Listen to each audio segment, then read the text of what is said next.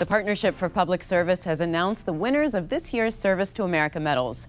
The program celebrates the hard work of federal employees who have benefited the health, safety, and the prosperity of the U.S. Max Stier is the president and CEO of the Partnership for Public Service. Max, nice to see you. Pleasure.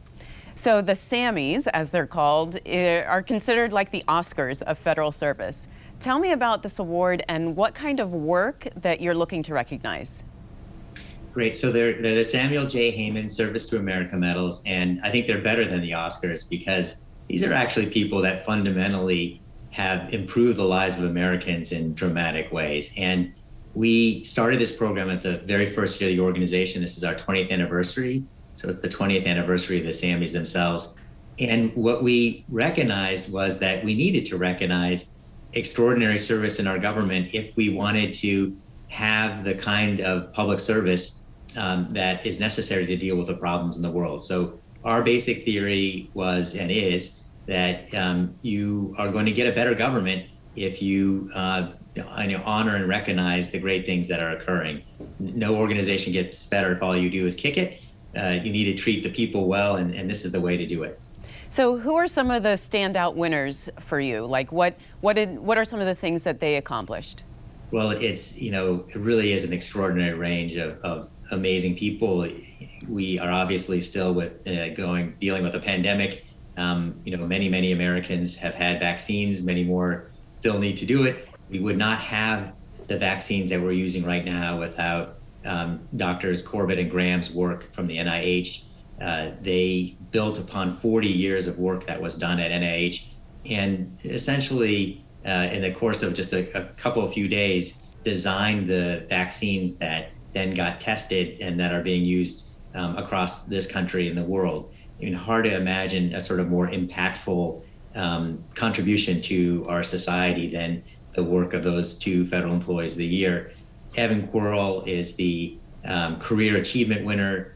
He designed the spectrum auctions at the FCC that has resulted in $200 billion plus going to the U.S. Treasury, and the efficient use of spectrum, which is vital to everything we do right now, even in a pandemic, even more so.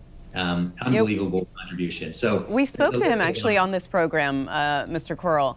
So the COVID-19 response medal, that's new for this year. What was the decision process behind adding that medal, and who are the winners this year?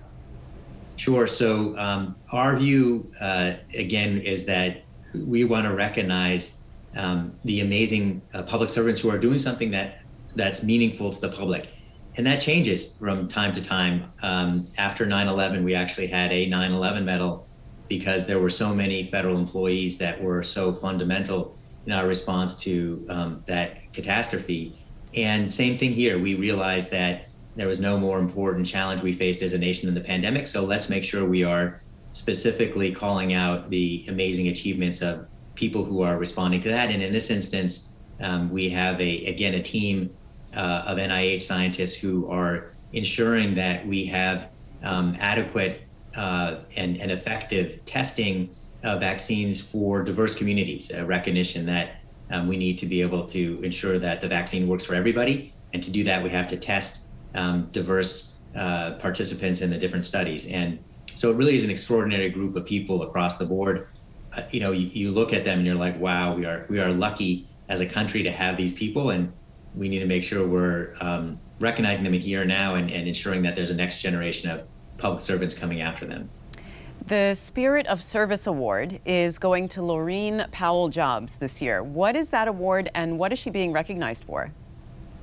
So, big problems require government to respond in dramatic ways, which our government honorees are doing. We also know that the private sector matters. And so we started this award several years ago to identify someone who's been a private sector actor who's been fundamental in dealing with problems that have public import and works effectively with government. As you just noted, Laureen Powell-Jobs is the winner this year, and she started the Emerson Collective. It's actually built on this notion that we need collective action to solve our big problems. And she has been involved in a whole range of critical issues, from access to education to concerns around immigration to violence in Chicago. I mean, she really has done a remarkable job of ensuring that the private sector is addressing public problems in a powerful way.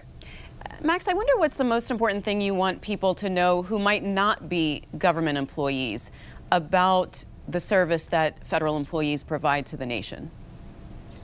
So most important thing, I think, is to recognize that our democracy really, in fact, depends upon having an effective government.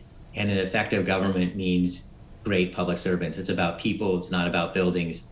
And if we want our government to be there when we need it, to meet big challenges, we need to invest in it. Everyone likes to deal with government around their policy preferences. At the end of the day, the policy preferences are only meaningful if government can be effective in delivering on them. And that requires support from the American people for their public servants. All right. Well, Max, thanks so much and enjoy the gala tonight. Thank you so much.